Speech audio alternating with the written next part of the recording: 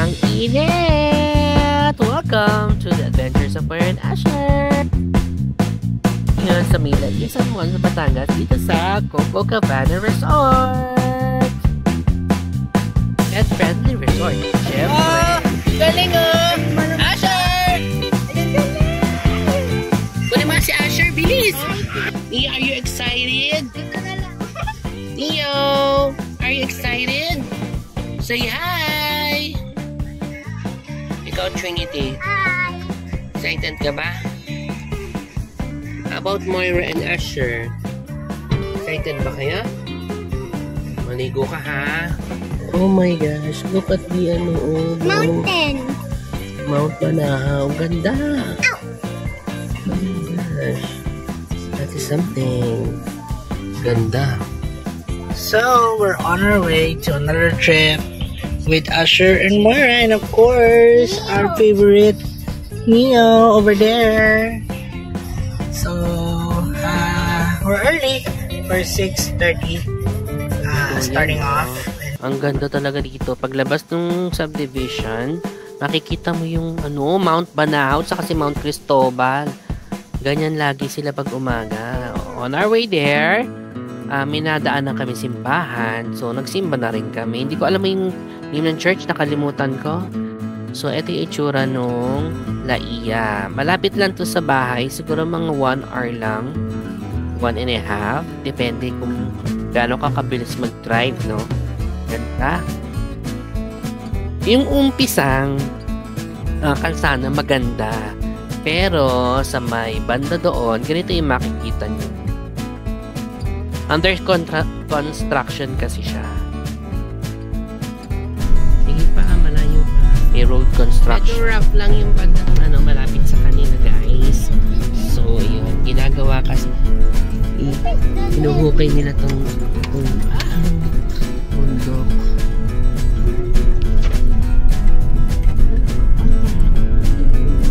Sa ngayon ha, siguro in the future. Kasi mga nadaanan namin, maraming makikinis din yung bundok. In 200 meters, turn left. Left. Ayan o, Coco Cabana, 100 meters. Ayan, bababa. Ayan, medyo patarik siya. One way lang siya, guys. So, hindi ko alam paano kung magkakasalubong kayo.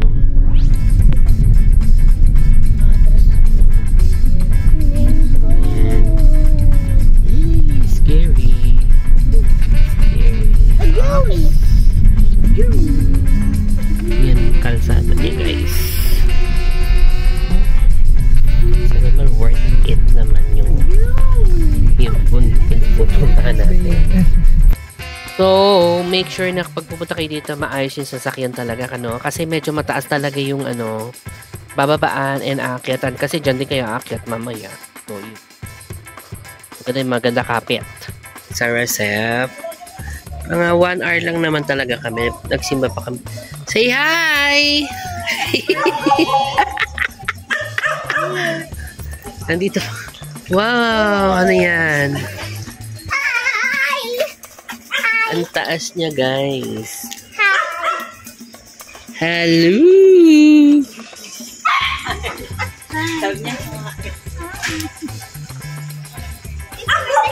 Oh, yan. Cottages. Tapos doon kami. Tapos may ganon. Common CR. Kubo. And common restroom.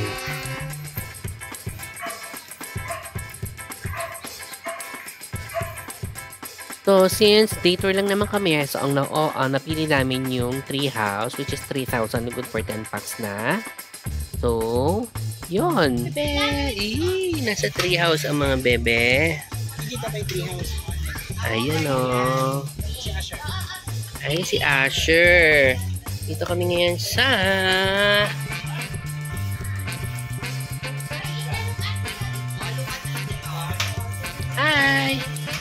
Batangas, Laia. So, low tide pa, mamen. Tumataas na yung tubig. May pag-ganon. So, ito pala yung view. Ito pala yung view ng ating, ng tree house, no? Sa ngayon kasi low tide, pero pataas na siya. So, ayan. Yan makikita mo pag nandun ka sa tree house at dito sa mga, ayan. Meron na siyang ganyan, no? May table na sa baba. Piknitan talaga ang peg neto. May saksakan na rin. So, dito na rin kami nagluto ng breakfast at saka ng lunch. Pwede naman kayo magdala ng patugtog, wag lang OA sa lakas, no? Itubig. Yung, mabato siya. Ganyan siya. So, hindi naman siya black, hindi naman siya, kasi mga, siya, doon mas maganda na, mas makinis yung banda doon. Asher! Again, punta lang kayo sa www.thai-forecast.com. Tapos makikita niyo kung anong location. Type nyo lang Laia kung doon kayo pupunta para malaman nyo kung ano ang oras ng high tide. Dalawang klase ang high tide, ha. Meron sa umaga, minsan sa gabi. So, choose lang kayo. Syempre, piliin yung pinakamataas. Like yung ngayong April, ganito siya. Malamang alas 12 ng tanghali ito, no? So, yung tubig, abot dun sa tinatapakan ng tao na yun. Ganun siyang kataas siguro, malamang. Kasi this was October. Pinakita ko lang kung paano yung titingin dun sa tide. So, yun. Idea lang. Luto na lang kami para Yes, meron kaming ganon, lutuan. Breakfast. Ilang carrot yun? 200. Thank you, Nay. 200 yung 200. Thank you for coming, Mother. Naniningil ata si Nanay na mo. Nanay, baka gusto mo lumipat doon sa isang cake? Ano to? Hanggang sa kabilang buhay, ganyan ka pa rin sa akin. Yun, ha. Okay lang. Jowa ko naman yung favorite niya, manugang. Diyos. So, ito naman. Actually, hindi na ako naka-swim dito sa pool. Sila na lang pinag-swim ko. Trinity. Naantok kasi ako. Hi! Hi, Sophia. What's up? One more. One more.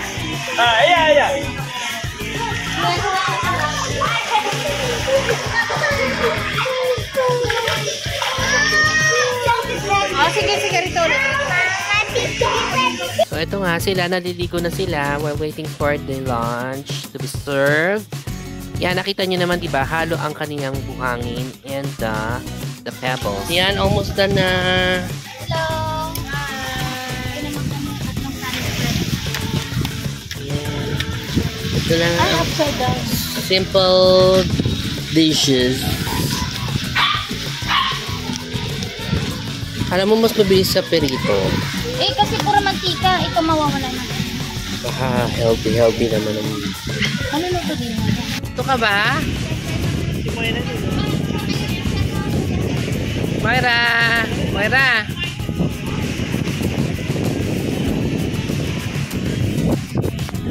Actually, dalawa kami may birthday. Sinabay ko na lang din yung kapatid ko since magkatabi naman kami ng birthday. So, yon. Sinabay ko na lang siya. Para isang handa na lang, diba? Para tipid. Wow! Shark ka ba? Hindi. Let's go, Asher. Nagsa-shark siya.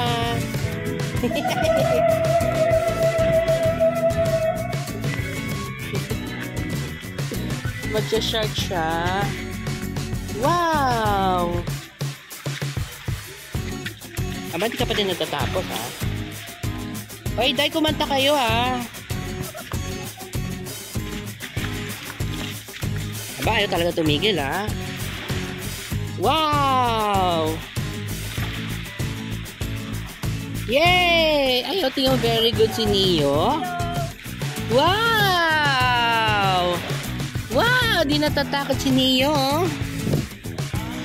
Hi, Neo! Neo! Magaling nga! Hindi ka natatakot? You're not scared? Galing, oh! Etong napansin ko lang kay Neo, hindi siya talaga natatakot sa tubig. Sa tatlong baby ko, siya lang talaga mahilig sa tubig, oh. Unlike si Moira and Asher, nako.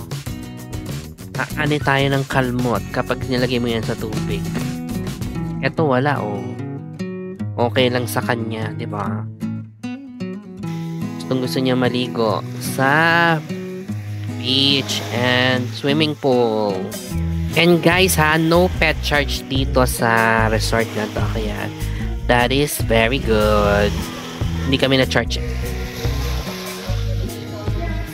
Wow, ang galing naman. Ikaw ba ayaw mo? Ayaw mag-swim? Let's go. Swim tayo. Let's go. Mag-swim ako. Si Nia nag-swim eh, oh. Di natatakot siya, no? Ang galing talaga. Wow! Yay! Pagod na? Aba? Ayan, mukhang pagod na si Neo. Ayan, oh. Pagod na. Maho na.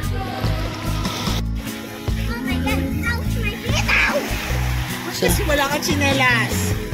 So ito, ito yung isang high tide. Dalawa kasi yung high tide ng ano. Ano mo muna tsinelas mo? Limiting. Pwede dyan. Ito, mamayang gabi yung pinakamataas na high tide. Inaabot yan eh. Ito yung sinasabi ko sa iyo, kapag sobrang taas ng tubig, as in high tide talaga yung pinakamataas na high tide, abot dito sa, dyan, sa salapsap na yan, natapakan na yan yung tubig ng dagat. So, ganun siya, kagandang maligo dyan, no? Lalo na dito siguro sa area na to. Pwede kayo pumunta dito, walang bayad.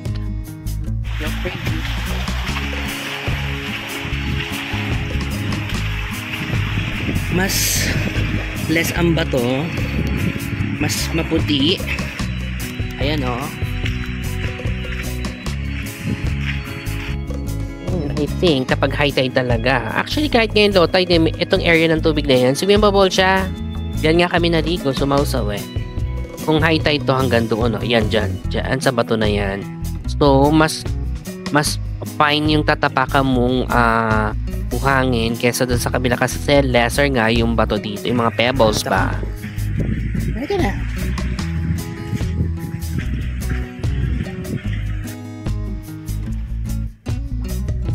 So mas tumagal kami sa pag tampisaw dito kaysa doon sa kabila. Although yung kabila, naramdaman ko lang, ay hindi ko na. Na-feel ko na mas mainit yung tubig. I don't know why. Hindi ko alam bakit medyo mainit. Yung bato naman doon, malalaki lang yung tipak pero hindi siya nakakatusok. Alam mo yun? Yung may kanto-kanto, hindi eh. Pebble siyang malalaki talaga. So it's so bato, malaki. Yan, hanggang dito pwede naman kayo mag liwaliw, carry lang, wala naman sasaway sa inyo.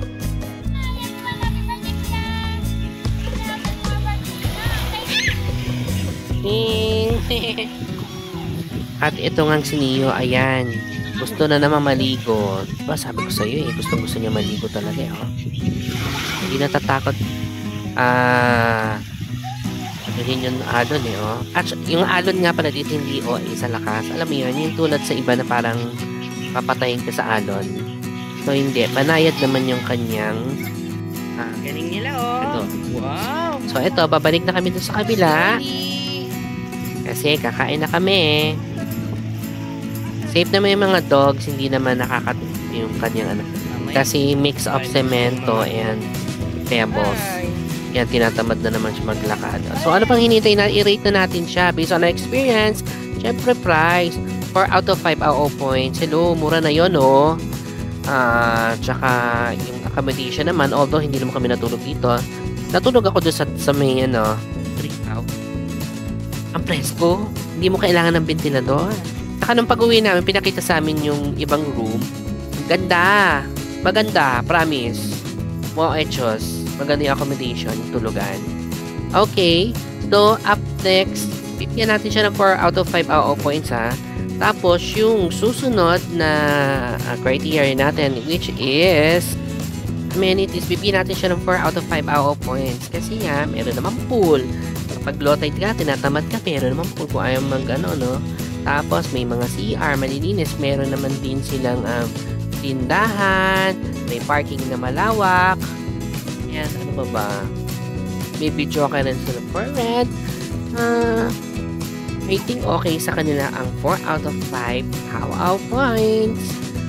Next, yung kanilang customer service. Bigyan natin sila 4 out of 5 How points. Siguro suggestion ko na lang is more visibility within the area. Kasi minsan, sasabihin kami or may request kami. Binibigay naman nila, kaya lang medyo naghahanap pa kami kung saan. Kasi medyo malayo ng slide yung kanilang tindahan doon sa treehouse. So, we need to go there pa. So, ang overall rating nila is 4 out of 5 How points. So, kung tinatanong nyo ako kung highly recommendable ba siya, wag ka lang sobrang okay sa ka-artihan. Pasok ka dito, girl. So, until next time sana nakatulong kami sa inyo. Mga ka-aw-aw, don't forget to subscribe. Yan lang. Bye!